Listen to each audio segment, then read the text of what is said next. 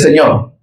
Discipulado número 85 del libro de Deuteronomio, capítulo 24, versículos del 1 al 4, y el tema de este discipulado es el divorcio y el Cristo.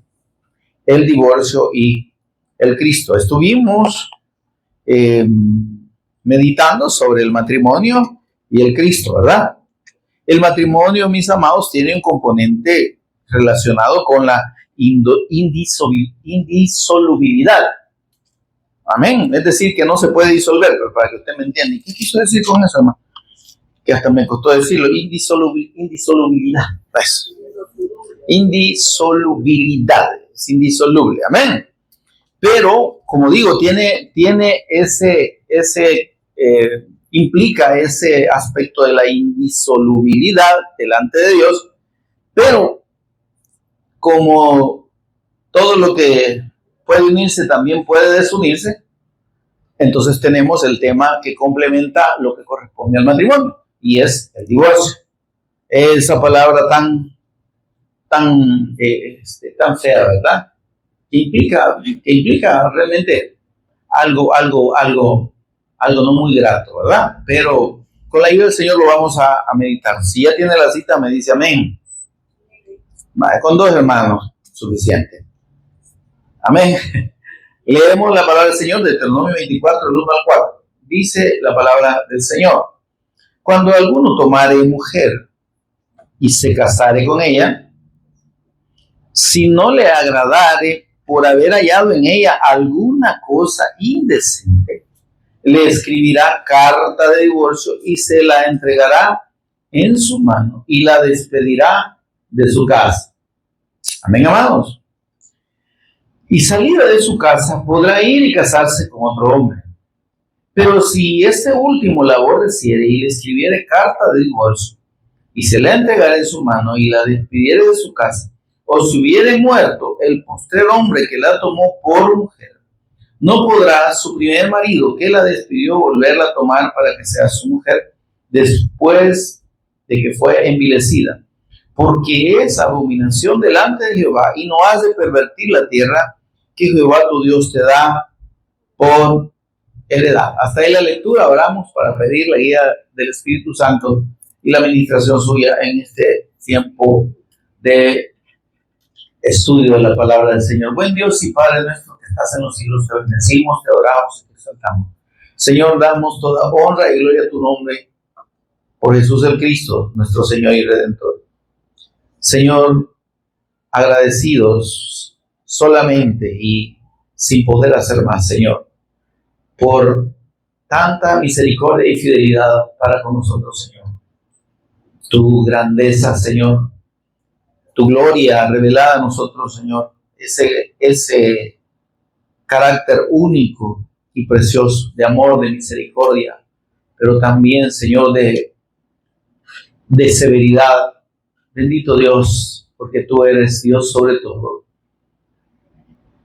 Agradecemos, Dios, esa misericordia para con nosotros.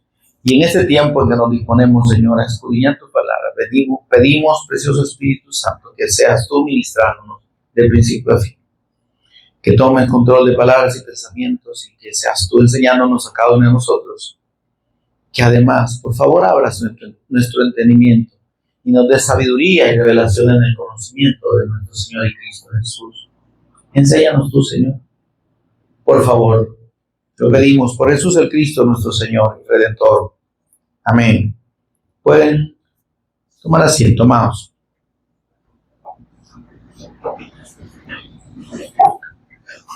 Ok. Encontramos aquí, hermanos, un mandamiento dentro de la ley que o una ordenanza, por así decirlo. Eso no es un mandamiento, pero es una ordenanza dentro de la ley que desde que fue dada y por siglos se convirtió en un punto de, por así decirlo, de debate religioso, ¿verdad? Porque esta palabra, este versículo 1, principalmente, fue interpretado durante muchos años y por muchos cientos de años, hasta la venida del Cristo, fue interpretada por dos corrientes principales. Una que consideraba que había un énfasis ahí en la santidad y en digamos, la solemnidad del matrimonio, y otra en la que pues se veía no necesariamente como eso, sino como una manera de proteger los derechos, por así decirlo, de la abandonada o de la divorciada, de la mujer. Amén, hermano. Entonces, y en este punto, hermanos, es necesario que nosotros tengamos una noción correcta de esto, de las implicaciones de esta ordenanza, hermano, porque el Señor Jesús precisamente tomó partiendo de esta enseñanza, confirmó cuál era el significado correcto. Amén. Entonces, vemos que dice el versículo 1, dos cosas que debemos tener claro y que en el matrimonio deben entenderse correctamente. Dice el versículo 1, cuando alguno tomare mujer y se casare con ella. Son dos acciones que para Dios no pueden estar separadas. ¿Se entiende esto? Tomar mujer, ¿qué significa? Significa lo que usted ya sabe, ¿verdad? Tomar mujer es tener una convivencia íntima. Amén. ¿Se entiende eso, hermano? Eso es tomar mujer, ¿verdad? Tomar mujer no es agarrarla de la mano. Entonces, sino tomarla en el sentido de una identidad y de una cercanía. Amén. Mujer, ¿verdad? Ahora, dice, y se casare con ella. Entonces, el tomar implica el acto físico, pero el casarse significa el compromiso delante de Dios, la solemnidad de esa unión, que no es, como ya lo explicamos en la parte del matrimonio, no es solo la unión física. Amén. El propósito del matrimonio delante de Dios no solo es el acto físico, ¿sí? Sino la trascendencia de esa unión, en cuanto que para Dios, como está en el mandamiento primario, de allá de Génesis 2.24, ¿lo recuerdan que dice Génesis 2.24? Por tanto, dijo Dios, esas son palabras de Dios, ¿verdad? Por tanto, dejará el hombre a su padre y a su madre y se unirá a su mujer. Vean esto, hermano. Entonces, en la unión matrimonial, porque ahí se está estableciendo, dice, las varias condiciones que tienen que tomarse en cuenta en el matrimonio. Primero, para Dios, la unión matrimonial no tiene que estar en dependencia de los padres. Si alguien se casa, indiscutiblemente tiene que salirse de la casa de sus padres. Porque si no, no es matrimonio, hermano. Entonces, ¿por qué cree que muchas uniones o muchos matrimonios fracasan? Porque el hijo no deja de ser hijo y la mamá no deja de ser mamá. Y el papá tampoco, ¿verdad? Y ya sea la mujer que lleve a alguien, a un tercero que no es su hijo, ¿verdad? O bien el hombre lleva a una tercera que no es hija, ¿verdad? Sino que es su mujer, va a existir aquella situación de choque. ¿Eh? Porque precisamente el diseño de Dios en el matrimonio es que dice que sean una sola carne. Y ese concepto de una sola carne, lo explicamos, implica un propósito, digamos, un propósito único entre ambos. una visión compartida que va en el mismo sentido. Amén. Entonces, es el una sola carne no es el hecho de una fusión física. ¿Está conmigo, hermano? De la unión física, eso no es una sola carne, hermano. Es la unión espiritual. Y ya por eso estoy haciendo estas aclaraciones, porque esto lo hemos explicado en la parte del matrimonio. Entonces, dijimos que, de acuerdo a la palabra de Dios y en la práctica física, biológica, química de las personas, de los cuerpos, ¿verdad? Y de la naturaleza individual de cada sexo, ¿verdad?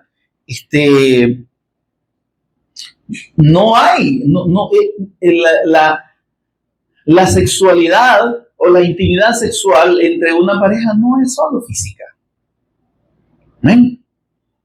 Hay un intercambio químico, ¿verdad? En principio, que genera una afectación, genera una influencia en ambos. ¿Sí? Entonces, la mujer puede ser muy hermosa, ¿verdad? Muy atractiva físicamente, linda, ¿verdad? Y el hombre puede ser alguien guapo como yo, ¿verdad? Fuerte, alto, bah. Bueno, usted piense que soy así. El asunto es que el hombre puede ser alguien muy hermoso, ¿verdad? También los hombres pueden ser hermosos, ¿verdad? Habemos algunas excepciones. Entonces, pero el punto es que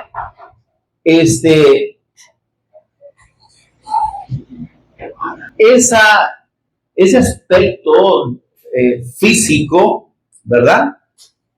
No llega solo al mero cuerpo, por así decirlo, ¿verdad? Hay quienes piensan que en la intimidad física solo se llega hasta ahí, ¿verdad? Como si el acto íntimo es nada más físico, ¿verdad?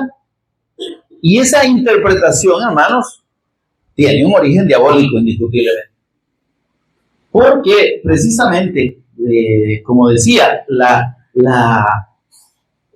realidad química, biológica de los seres humanos nos lleva a entender y a comprobar de que no es solo físico, ¿verdad? Las hormonas masculinas son transmitidas a la mujer y esas hormonas son absorbidas. Fíjense esto, por favor. Son absorbidas por la mujer. O sea, toda la química de la sexualidad en los fluidos hay hormonas. ¿Ok? Y entonces vemos que tanto la mujer tiene la capacidad de influir al hombre, de afectarlo, mire esto, de afectarlo espiritualmente. Vamos a asociar ese concepto espiritual a psicológico, porque está bien de moda, ¿verdad? Pero lo que quiero que usted y yo entendamos es que hay una afectación que va más allá del físico, de lo meramente carnal, me doy a entender, sino que hay una afectación espiritual, ¿verdad? Psicológica, es decir, que afecta a la psiquis de la persona. Si el hombre o la mujer son personas inestables emocionalmente, óigame, esa inestabilidad se la van a transmitir. Si, bueno, supóngase usted que una de las dos personas es una persona tranquila, digamos dentro de lo que cabe, correcta y más o menos equilibrada emocionalmente. Pero se encuentra a otra que realmente el cajón está bien bonito, pero por dentro es un desastre total, ¿verdad? Entonces, cuando sucede que hay una interacción sexual, física entre esas dos personas, la persona que tiene ese desequilibrio emocional afecta a la otra de manera negativa. Y esto tiene su explicación en hombres, por ejemplo, y en mujeres también, que como se dice así en términos humanos, ¿verdad? Pierden la cabeza. ¿Me está oyendo? Tanto mujeres como hombres dicen, no, es que perdió la cabeza el hombre, ¿verdad? No es que se le cayó, sino que se está hablando en el sentido de que la razón, ¿sí? La serenidad, ya ahí la lógica se pierde, hermano, ¿verdad? No es que yo si no está bien me muero. ¿Cómo es eso? ¿No te vas a morir? ¿Verdad? Si lo que te mantiene vivo no es la mujer, es el aire que respiraste y la capacidad que el Señor te da de absorberlo y de vivir, ¿verdad? Y la mujer igual, no, es que yo me muero. Yo me voy con Felipe, ¿verdad? Y sin Felipe no vivo. Y la mamá, mira, hija, pero es que ese hombre, mira, no te conviene, mira, ese hombre te maltrata, ese hombre, mira los antecedentes que tiene, ¿verdad? No has ido a la policía, pero si fuera, no solo penales, ¿verdad? Sino mirar las experiencias que ha tenido, ya tuvo como 5 mujeres, ¿verdad? Y a todas las ha dejado, mira, y por lo menos con un bicho o 2, ¿verdad? Y vos vas a ser la sexta. No me importa, ¿verdad? Fui la sexta para ser la primera, como que fuera velocidad. El asunto que, y lo mismo en el hombre, está conmigo, hermano. Lo mismo en el hombre, ¿verdad? No, yo a la Felipa, la Felipa es mi vida, yo sin la Felipa me muero y ahí está para ella toda dientes espaldas, va patas espaldas, pero para el hombre, está conmigo, hermano. Porque se pensó que la unión física era solo física, ¿verdad? Algo así como la historia de Betty la Fea, ¿verdad? ¿Se acuerda usted? Ajá, ahí se acuerdan, me le pregunto qué hay en la Biblia, ¿no? ¿Verdad? Entonces la mujer sí era fea, ¿verdad? Pero el hombre llegó un momento en que cuando ya estuvo con ella, cuando ya se llegó a ella, cuando ya intimó con ella, dejó de ver bonita a la prometida, y la mujer la otra era más bonita. Y veía chula a la hachuda con el montón de ganchos en la boca, ¿no? La gran hocico igual que a mí. Entonces, pero, está conmigo, hermano. Estoy dándole un ejemplo de cómo, hermanos, hay un efecto. Ahora, eso es, digamos que lo más sencillo, ¿verdad? Y ese doblegamiento del ánimo hacia la persona que es irracional, ¿verdad? Es irracional, es algo así como el Quijote, ¿verdad? ¿Sabía usted que el Quijote de la Mancha se enamoró de una tabernera, de una mujer que tenía en las tabernas, ¿verdad? Digamos lo que llamamos nosotros cantinera, que era gorda y horrible? Pero como él andaba bien alucinado, él la veía. Y lo más lindo, si para Dios se divertía por la mujer, ¿verdad? La famosa Dulcinea, ¿verdad? La Dulcinea del Togozo. Entonces él moría por la tal Dulcinea y era un barril con patas de seguro, ¿verdad? Según la descripción del libro. ¿Está conmigo, hermano? Estoy siendo un poquito exagerado, ¿verdad? Pero, entonces, hay una afectación espiritual. Porque la ley de Dios dijo, serán una sola. Hay en la sexualidad, hermano, un vínculo que trasciende la carne. ¿Mm?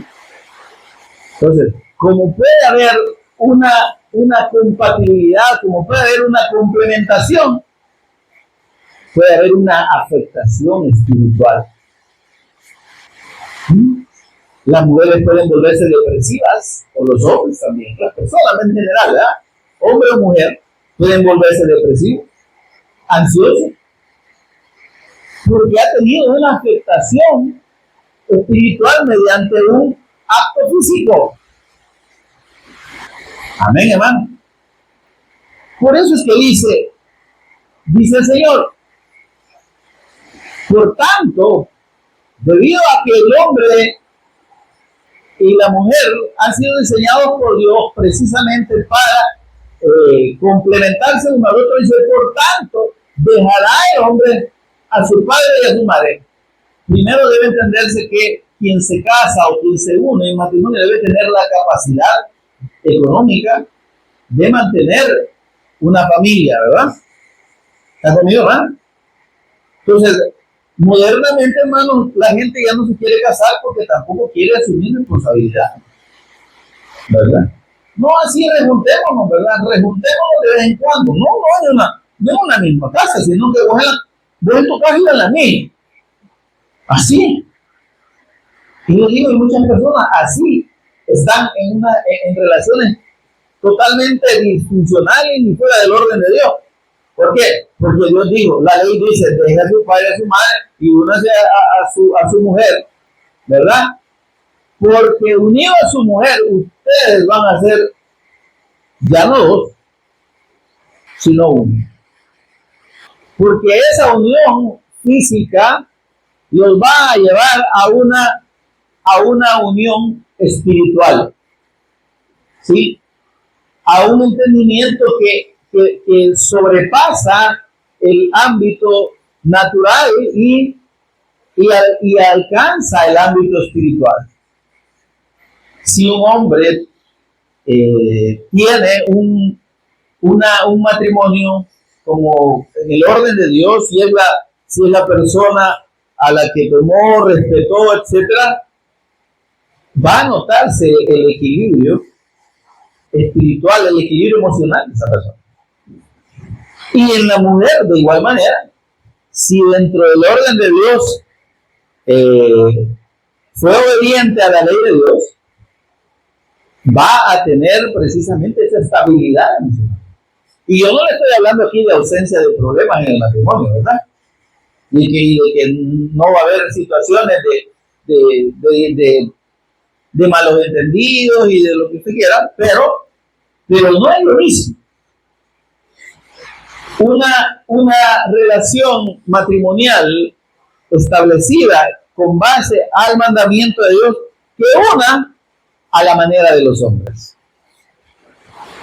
Y aquí tenemos el ejemplo más visible del desorden y del contraorden establecido por los hombres mismos y por los legisladores, queriendo ir en contra de esa ley de Dios. Y quieren asociar el matrimonio a nada más un contrato. Eso no es matrimonio, ¿no? Entonces, no, es que aquí, como es un contrato, ¿verdad? Si son dos hombres los que se casan, es matrimonio. No es matrimonio, ¿no? Puede hablarse de una unión legal, una unión contractual, pero matrimonial no, porque ahí hay dos hombres, no hay un hombre y una mujer. Pero es que este es mi esposo. Y el hombre le está diciendo esposo a otro hombre. No es matrimonio. Precisamente porque la palabra matrimonio se deriva de matriz, de madre. Porque el propósito del matrimonio es la reproducción indiscutible. Amén. Porque si ese aspecto de la reproducción se hace de lado, los matrimonios fracasan. No sé si usted se ha fijado ya en todo el recorrido de lectura que usted puede tener y de conocimiento en toda su vida, ¿verdad? Casos de matrimonios que se unen y no quieren tener hijos. Mire esto. ¿Está conmigo? En principio no quieren tener hijos, ¿verdad? No, disfrutemos, ¿verdad? Paseamos, vamos aquí, vamos allá, ¿verdad? Y pasan los años. Pero ya después como que van aburriendo. ¿Está conmigo, hermano? Y entonces cuando quieren tener hijos, ya no pueden. Por las razones que sean. Y ese aspecto de la maternidad, ¿verdad? Y de la paternidad se convierte en un conflicto en esos matrimonios, en esa unión. Se da cuenta que en el fondo no es solo la unión física, hay un propósito de Dios en cuanto a la reproducción. Entonces, porque eso es lo que naturaliza, eso es lo que le da su razón de ser, de acuerdo a la ley de Dios, como la unión en sí misma. Entonces, si no, mira, hay otros ejemplos, personas que se casan y quieren tener hijos, ¿verdad? ¿Está conmigo? Y se casan porque quieren tener hijos y resulta que no pueden. Y están luchando todas las noches y no, ¿verdad? Si hemos probado en el techo, en el agua, en el sótano, ¿verdad? Entonces, me explico, y hay como una frustración, está conmigo, más. Llega a darse una frustración porque la persona no puede, ¿sí? El hombre tiene problemas de fertilidad o la mujer también los tenga en algún sentido. O sea, puede ser cualquiera de los dos. El asunto es que la esencia de esa unión se ve afectada precisamente por ese elemento. Imagínese usted en las uniones homosexuales que va a ser una mujer como una mujer. ¿De dónde van? ¿Cómo hacen un niño o un hombre con un hombre? ¿Cómo reproducen un ser humano?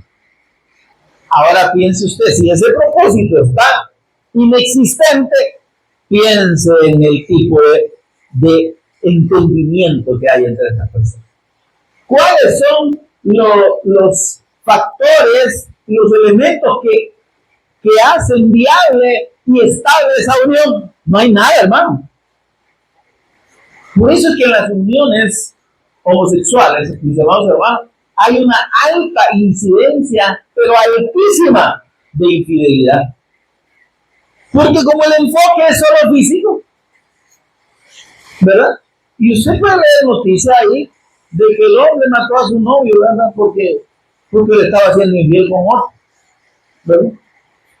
¿Me estoy dando a entender? Porque precisamente el orden de Dios ahí está totalmente trastocado y, como digo, no tiene nada de sentido ni lógico, ni espiritual, ni físico. ¿Se entiende esto, hermano? Ahora, entendiendo ese aspecto fundamental del matrimonio, como lo hemos hablado, en donde Dios dice, bueno, el que se va, vimos el Deuteronomio 22, ¿verdad? Si alguno dice, toma una mujer, ¿verdad? Y después la quiere, se aprovecha de ella, por así decirlo, ¿verdad? O tiene intimidad con ella, y después la quiere mandar al chorizo, esto es en el hebreo salvadoreño, la quiere dejar así como quien dice, yo pasando iba, ¿verdad? Yo solo me detuve, ¿verdad? Dice el Señor, no, porque la tomaste, ¿verdad? Si la tomaste era porque querías estar con ella, no solo un ratito. La sexualidad, hermanos, de acuerdo a la ley de Dios, no es juego. Amén. No es cuestión de que yo hago con mi cuerpo lo que quiera, ¿verdad? Y que yo disfruto como quiera. En el diseño de Dios, la sexualidad no es juego. Entonces, los que quieren jugar con eso, dice allá el libro de Proverbios, ¿verdad? El Espíritu Santo, ¿Tomará el hombre, dice, brasas en su seno sin que arda su vestido? O sea, realmente, hermano, el que juega, lo que está diciendo es que jugar con la sexualidad fuera del orden de Dios es jugar con fuego, es exponerse a una tragedia, hermano. O sea, y no estamos hablando de la condenación propiamente, sino al hecho de los efectos que trae una vida sexual desordenada, ¿verdad? Mire, ahora en la escritura tenemos ejemplos, ¿verdad? Pero algo que es bien importante, hermano, si la persona en términos de su vida y de su práctica pasada, ha estado en contra de esa ley de Dios y ha hecho, como decimos aquí, lo que le ha parecido, ¿verdad? Lo importante es esto, mire, que en el Señor hay solución. En la fe del Evangelio, en la fe del Cristo, es la única en la que ese tipo de situaciones tiene una reparación y tiene una solución. Y ahí entonces entramos al límite de lo que estamos aquí empezando a analizar. Lo que ya es lo que significa el divorcio, ¿verdad? Entonces, porque mis amados,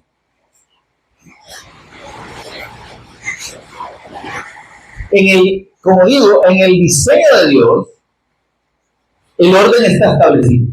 Si la persona, cualquier persona, quiere salirse de ese orden de Dios, de esa ley, es una ley, ¿verdad?, va a tener consecuencias terribles. Y ya la vimos allá en Proverbios capítulo 5, ¿verdad? Dice que le va a venir de todo, en medio de todo mal estado, en medio de la sociedad. En otras palabras, me ha llevado el diablo por todos lados. Por esa actitud contraria, por ese, digamos, esa terquedad de ir en contra de la voluntad de Dios. ¿Entiende esto, hermano? Y entonces, pero, aún en esa condición,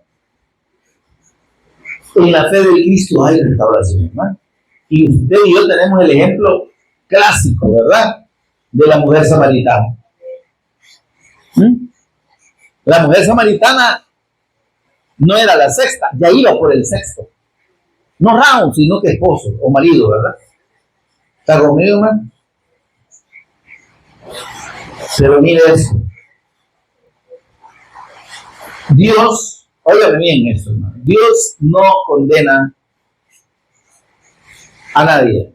Dios no desecha a nadie por su pecado. ¿Está conmigo, hermano? Recordemos que el pecado sexual en toda la gama de maldades del hombre es una de tantas. Si Dios es Dios, que así lo es, Él no va a hacer distinción entre pecados, ¿se entiende? Maldad es maldad, pecado es pecado. Tanto es pecado robarse un 5 como robarse 1,000,000. Pues yo me robo el 1,000,000, dice el hermano. No. Pero lo que estamos hablando es el hecho que delante de Dios lo que cuenta no es precisamente, digamos, el tipo de pecado. A eso me estoy dando a entender. Tan pecado es un robo, que ahí dice no robarás, ¿verdad?, el mandamiento, como tan pecado es una fornicación. No fornicarás, no adulterarás. ¿Está conmigo, hermano? Hola. Tan pecado es una infidelidad o una fornicación o un adulterio como lo es la murmuración. Están los mandamientos ahí, ¿verdad? ¿Qué dice acerca? Mira esto, vamos ahí a eso, ¿no? Para que nos acordemos, ¿verdad? Eso lo 20,000.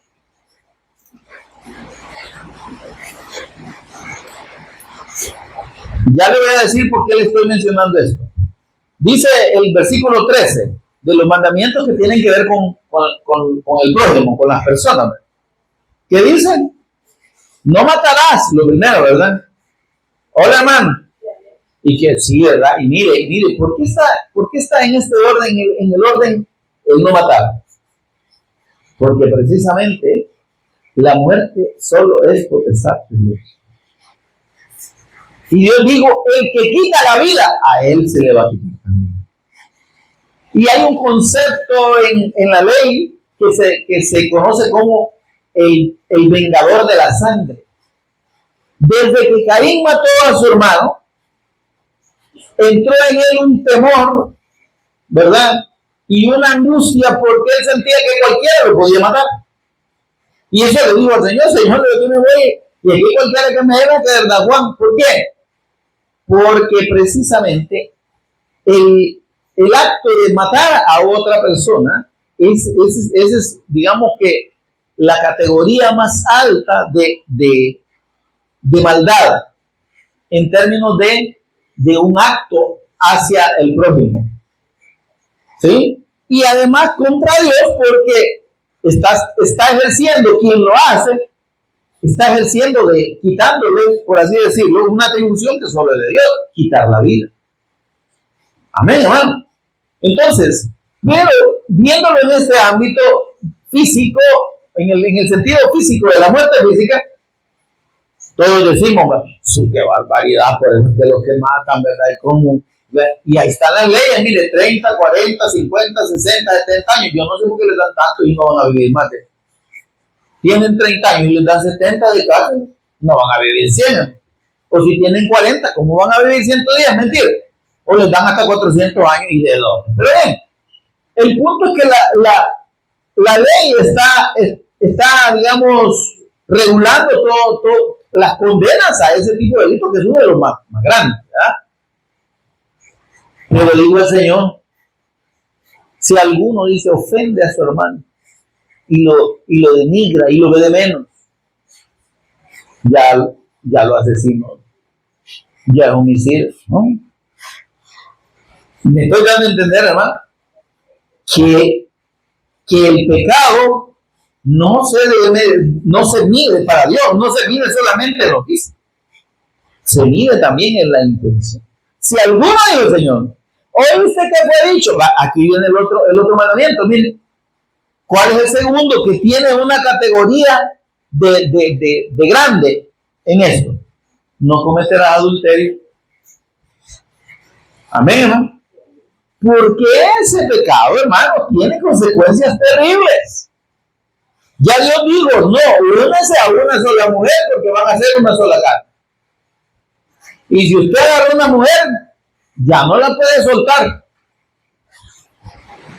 Ahora, si usted lo hace, va a tener consecuencias, hermano. Amén. Entonces, dice, no cometerás adulterio. Amén. Porque como digo, hay un rompimiento de la ley fundamental de Dios en cuanto a los matrimonios. La mujer del prójimo y el hombre de la prójima se respetan.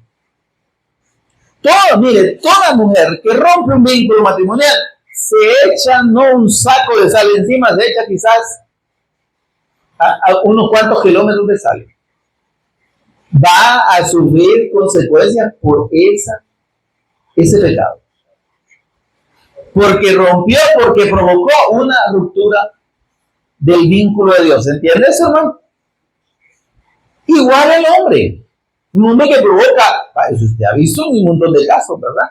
Que mujeres estando casadas son pretendidas por otros hombres, ¿verdad? Y la mujer, ¿verdad? Que medio blandengue ahí, como dice el chavo, sin querer queriendo, ¿verdad? Y termina dejando a su esposo y se casan con el otro.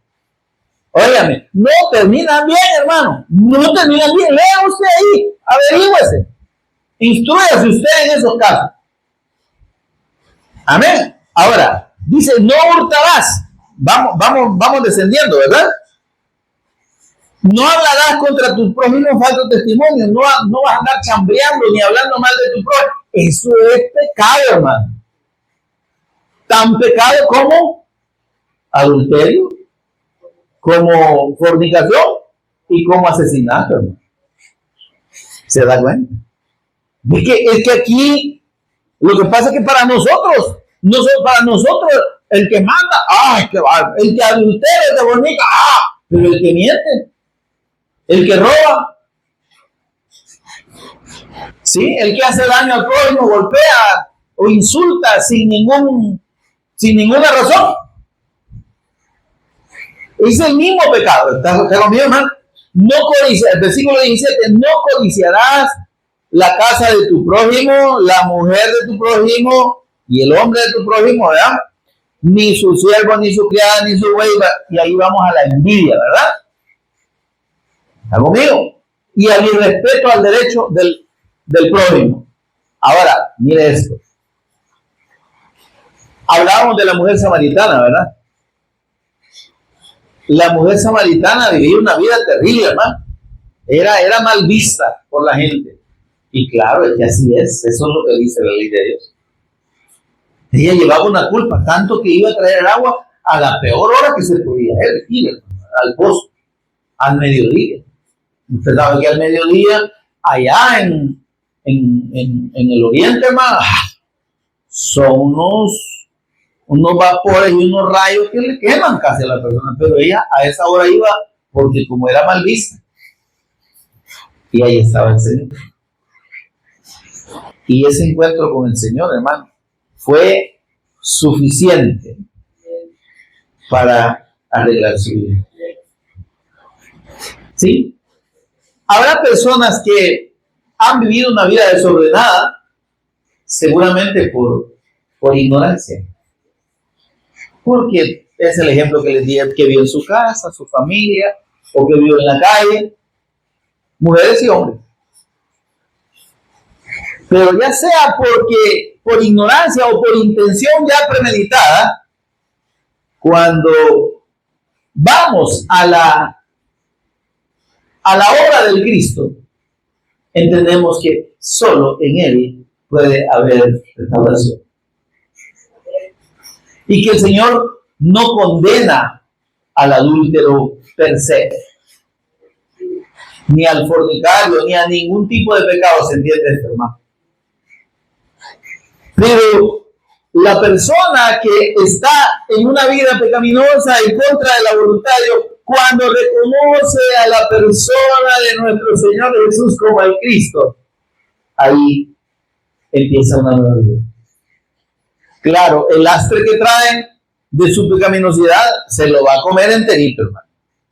Yo no le estoy diciendo que quien venga al Señor y haya tenido 6 matrimonios, ¿verdad? Como es el caso de la samaritana, va a vivir feliz para siempre y no va a tener ningún problema. No. O sea, los efectos de sus errores los va a cargar hasta que se muera. Pero lo importante, óigame, es como dice la Escritura, que en el Señor somos convertidos en nueva creación. La fe del Cristo viene para transformar el alma y el espíritu, no solo transformarlo, hacerlo nuevo. Nueva criatura, quiere decir nueva creación. Dios produce mediante su espíritu que coloca en nosotros lo que se llama regeneración. ¿Qué es regenerar? Es hacer de nuevo. Entonces, mi hermano, cuando se soluciona el problema espiritual, todo el efecto de esas contaminaciones y todo el efecto de esa vida pecaminosa y en contra de la voluntad de Dios, ahí se termina. Si es una verdadera conversión a la fe del Cristo. Porque si es una conversión religiosa, no, hermano. Si es una conversión de remordimiento, ¿me entiendes? De sentirse manga por todos los pecados que he hecho, eso no es arrepentimiento. No es que me duele el pecho, y el pecho también me duele por todas las maldades que el Señor, pero me harán llorar. Eso no es arrepentimiento. El verdadero arrepentimiento es reconocer nuestros errores delante de Dios y saber que nosotros no los podemos solucionar por nosotros mismos, pero que en la fe del Cristo, en la fe del Evangelio, tenemos la certeza, de acuerdo a la palabra de Dios, de que Dios nos va a cambiar, de que Dios va a transformar nuestro corazón, nuestra alma, nuestro espíritu, para que seamos una nueva persona, una nueva criatura. Y yo le recuerdo a usted siempre Ezequiel 36 del 25 al 27. Mire, esos versículos describen la obra del Evangelio, de la fe en el Cristo, de una manera preciosa. Derramaré sobre vosotros agua limpia, Mire qué lindo. La palabra, el testimonio del Cristo. Esa palabra que quien la oye, la recibe y la cree, dice, y os limpiaré de todas vuestras inmundicias. ¿Quién nos limpia, hermano? Nos limpia la fe en el Cristo mediante la fe en su palabra. ¿Ok? Porque en la fe del Cristo, dice el Señor, y les voy a dar un corazón nuevo y un espíritu nuevo. Mire que bien. Es que esa es la verdadera obra regeneradora. Esa es la verdadera conversión. Alguien que solo siente remordimiento por todas sus maldades, no se está arrepintiendo, hermano. A la salida va a seguir, porque su naturaleza pecaminosa está diseñada para eso. Va a seguir siendo el mismo pícaro, el mismo malo, la misma pícara, la misma mala. Amén, hermano. Porque solo tuvo un acto de remordimiento. Ay, sí, yo soy un gran malo, no, que hermanito, no. Pues sí, reconocer que somos malos, ¿no? Es como el bolo, ¿me entiendes? Hablando, para los que no saben, aquí en el hebreo salvadoreño, bolo es una persona alcohólica, una persona que toma. Usted ha visto un montón de bolos arrepentidos, ¿verdad? Ahí tiene el ejemplo del arrepentimiento, que no es arrepentimiento. Porque si usted le predica un bolo, mire, el bolo le recibe la palabra. Le oye. Sí, soy una basura, pastor. Y hasta la cara hacen de alcohol, ¿me entiendes? Mire, yo no quiero seguir esta vida. Quiero salir. Mire, pastor, le prometo que no vuelva a tomar, si es que no es conmigo el negocio. ¿Se entiende eso, hermano? Y no se trata de que la persona se desprecie a sí misma reconociendo su pecaminosidad. Es que dice el Señor que la naturaleza pecaminosa, la carnal, la que hemos heredado de Adán y Eva, no se sujeta a la ley de Dios. Ni tampoco puede. ¿Qué le parece? Entonces, por más que se bolo, mira, hasta se hincan, ¿verdad? Ay, sí, ore por mí, pastor. Es que yo quiero. Está bien el propósito, ¿verdad? Pero sin entender y recibir la palabra y poner su fe en el Cristo, de nada sirve eso. Hay un montón de bolos arrepentidos en las campañas, ¿verdad? Que usted ve en los parques, ¿verdad? Y llega el montón de bolos y Señor, echamos fuera espíritu de alcoholismo. ¿A dónde dice que hay espíritu de alcoholismo? Eso no son espíritus, ¿verdad? Esas son adicciones, son vicios. ¿Ok? No hay ningún espíritu detrás de eso. Entonces, y reprendiendo los espíritus, y a la saludita andan buscando el trago. Es mentira.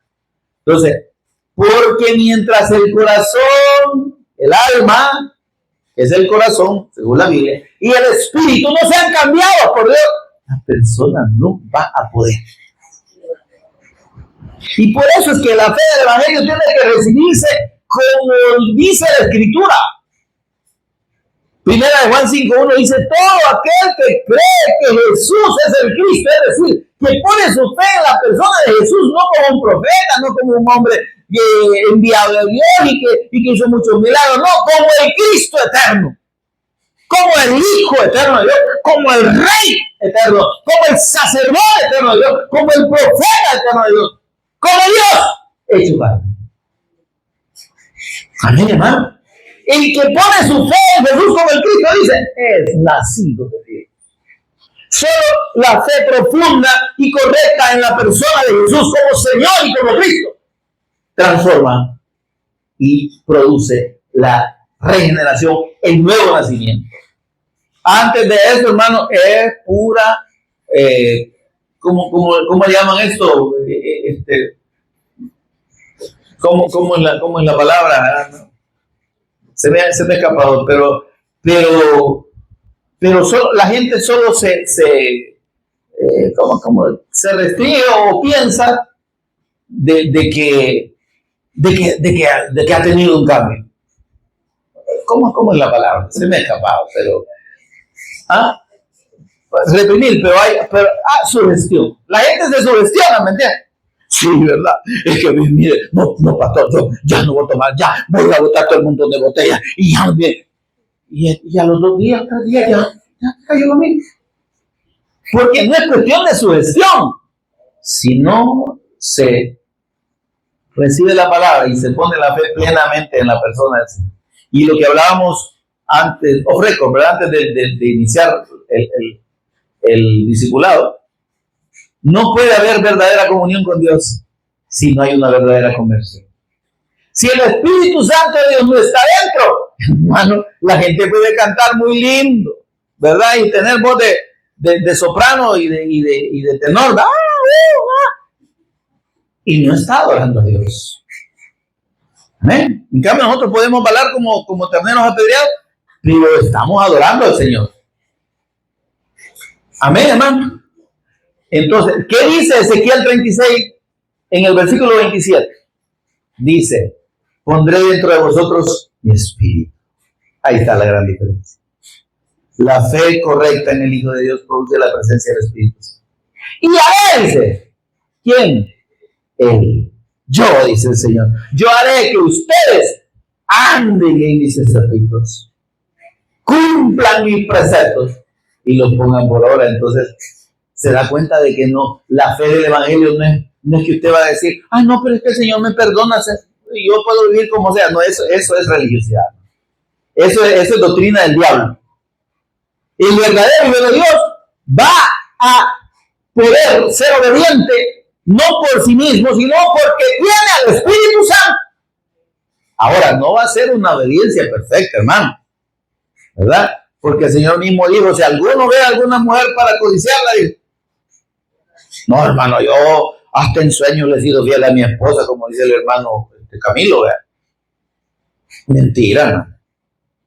Porque nuestra naturaleza pecaminosa nos hace pecar, aún con el pensamiento, amén. Entonces, pero tenemos, hermano, la garantía, lo que dijo el Señor Jesús acerca de su novia, ¿verdad? Que será su esposa, nos ha dado las arras del Espíritu. El Espíritu ha sido puesto en nosotros como la garantía, el depósito de Dios que garantiza nuestra pertenencia a Él. Y el Espíritu Santo de Dios no nos va a dejar perder, hermano. Por tanto, ante las debilidades que son naturales, normales en nosotros, fortalezcámonos en la fe del Cristo, fortalezcámonos en el poder del Espíritu Santo. Vengamos delante de Dios reconociendo nuestra necesidad de Él. No nos sintamos tan machitos espirituales, ¿me entiendes? Hermano, es que eso es para los débiles. No hay fuerte, hermano. El único fuerte es el Señor. Cuando entendemos que quien nos fortalece y por quien podemos vencer, como dice el apóstol Pablo, todo lo puede en el Cristo. En el Cristo. Entonces vamos a vencer. Pero si nuestra confianza está en nuestra capacidad, hermano, ya nos llevó el que no nos trajo. Amén, amado. Ahora, esta explicación, hermano, esta era la introducción, ¿verdad? Entonces, esto se une entonces a esta ordenanza que fue, como digo, y fue mal interpretada, pero que el Señor Jesús vino a darle la interpretación correcta. ¿Sí? Y dice, cuando alguno tomare, volvemos a Deuteronomio 24, ¿va? Cuando alguno tomare mujer, ya explicamos lo que es tomar mujer, ¿verdad? No es agarrar un vaso y echarla líquida, no. Es convivir con ella físicamente y se casare. Entonces, la convivencia íntima y el compromiso van juntos, hermano. El que convive sin compromiso está pecando contra Dios. ¿Sí? En el caso de la mujer samaritana, ¿qué pasó con esa mujer? Esa mujer fue transformada inmediatamente. Cuando ella le dice, bueno, me parece que eres profeta, pero nosotros estamos esperando al Mesías, al Cristo, al Mesías llamado el Cristo. Cuando Él venga, Él nos va a declarar todas las cosas. Vos por el momento no pasás de ser profeta. Y le dice, mujer, el Cristo es el que está hablando contigo. Ese Mesías que vos decís que estás esperando, soy yo. Yo soy.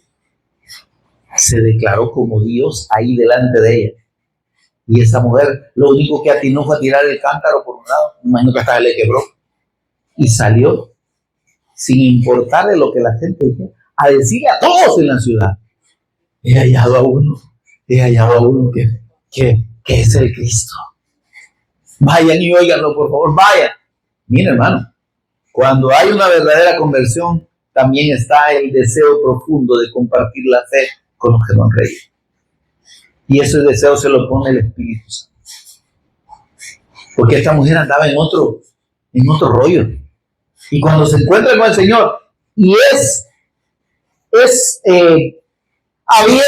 son abiertos sus ojos para ver al Señor Jesús como el Cristo y creer en Él, todo cambió. Ya no le importó la vergüenza. Fue allá y dice que trajo a todos los hombres de la ciudad, ¿verdad? Como que no le conocían mucho.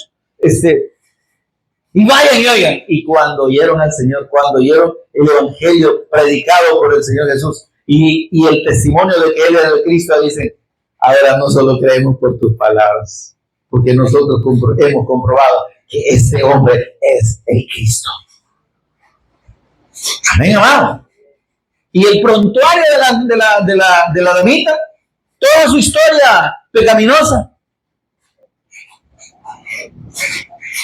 ¿Se entiende, hermano? En el Señor Jesús, en la fe del Cristo, hay perdón de todos los pecados. Si nuestra vida pecaminosa en el sentido sexual, ¿verdad? Porque de eso estamos tratando aquí, ha sido de lo peor, o ha sido muy atropellada, es muy disparatada y ha habido de todo relajo, viniendo al Señor, eso, con la fe del Cristo, tenga la garantía de quien así lo haga, que su vida va a cambiar y ser diferente.